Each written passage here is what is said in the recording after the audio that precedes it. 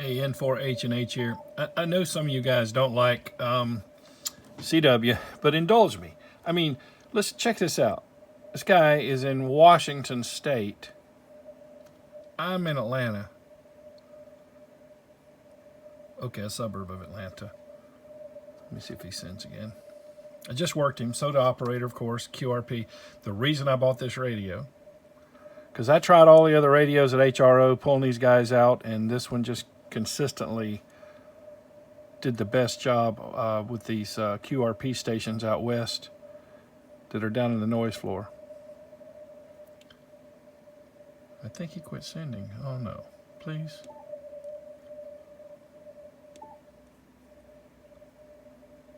I just worked him. I wanted you guys to get to hear. I was using the Cushcraft R5 vertical. That's how I received him the best. Oh, there he is.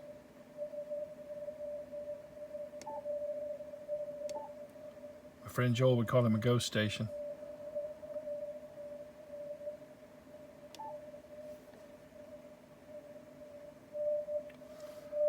There he is. He was a little, about 10 hertz low. And he really is 10 hertz low because I just checked the radio yesterday against WWV and it's dead on. If you haven't watched my video on how to adjust the frequency, it's done through the menu. Different times of the year, different climates in the shack. It might vary a little bit, but it does have an oven-controlled oscillator, the FTdx5000 here. FTdx5000MP has a oven-controlled oscillator. It's even twice again tighter than the FTdx101, by the way. Just look up the specs, you'll see what I mean. I think it's this one's a 0.05 parts per million, and the 101 is a 0.1 parts per million. Okay, close enough either way.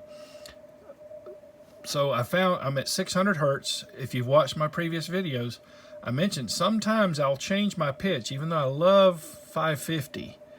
It's comfortable on the ears, but sometimes you need a higher pitch to pull them out of the weeds.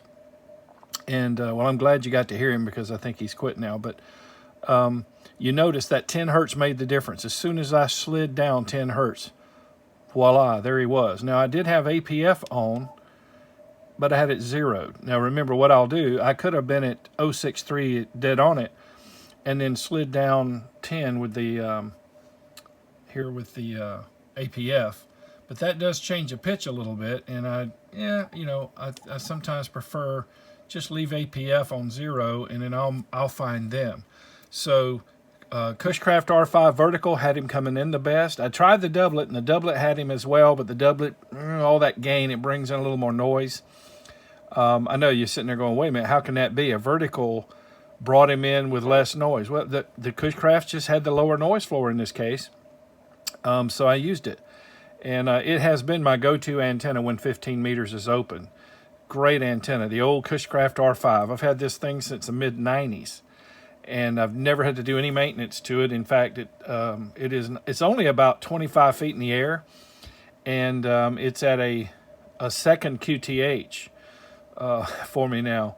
And I said, I don't even know if it's 25 feet. Let's see, it's 16 feet of mast attached to my deck, which is yeah, it's about 24 feet to the base of the antenna. So Cushcraft R5, the Superior DSP in the 5000, and I was able to work this guy. He was literally barely even wiggling the meter, even if I turned off all the filtering. So the S meter was, giving me a little bit more accuracy. And if you watch my video about S meters, yes, the 5000 S meter is not super accurate,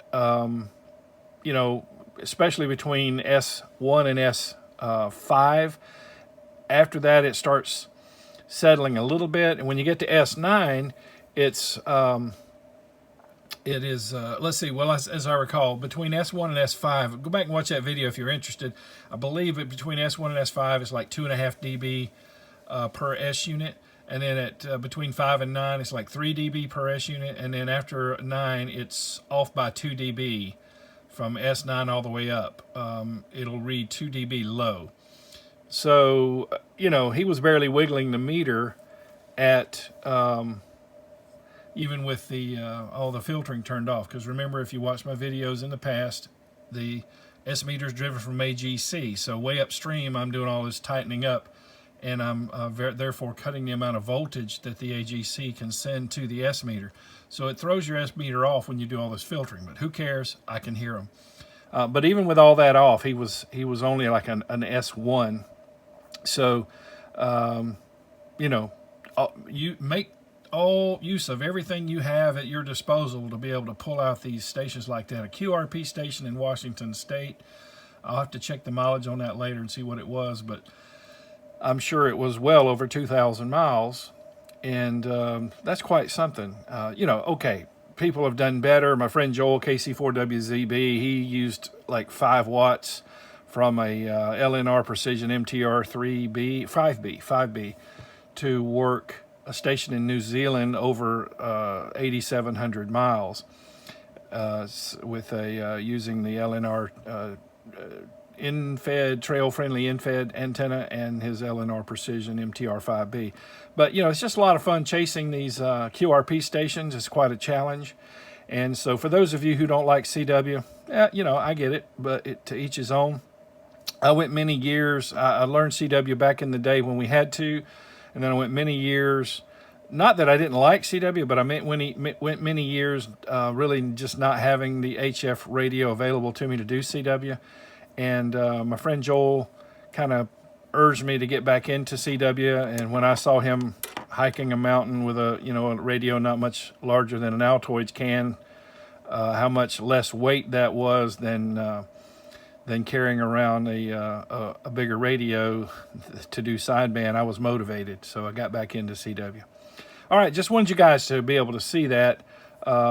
You know, a chase, hey, and 15 meters is open. That's great. And I believe we're at cycle 25. The prognosticators are predicting cycle 25, sunspot cycle 25 will be great.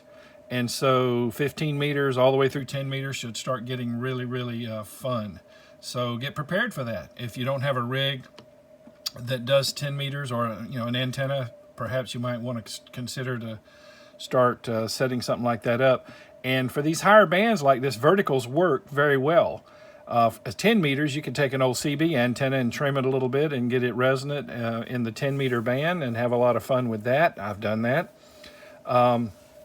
You know, or if you want to be prepared, go ahead and look at some of the verticals that are available out there from Cushcraft, or let's see, the Hustler antennas are great. I believe the gaps also, I hear, are good. I've had really good results with this Cushcraft over the years. They don't make the R5 anymore. I believe they're up to they quit even doing. They did like R5, R7, R9, or something like that. Now they're in the thousands. But anyway, I hope you enjoyed the video. Have a great day. Thanks again to the Patreons. I want to welcome the new Patreons who helped me keep this channel alive. For privacy reasons, I don't mention your name, but if you don't mind me mentioning your name, let me know, and I will do that. But I sure do appreciate you guys helping the channel. And so this is N4H&H saying 73, and don't forget to subscribe.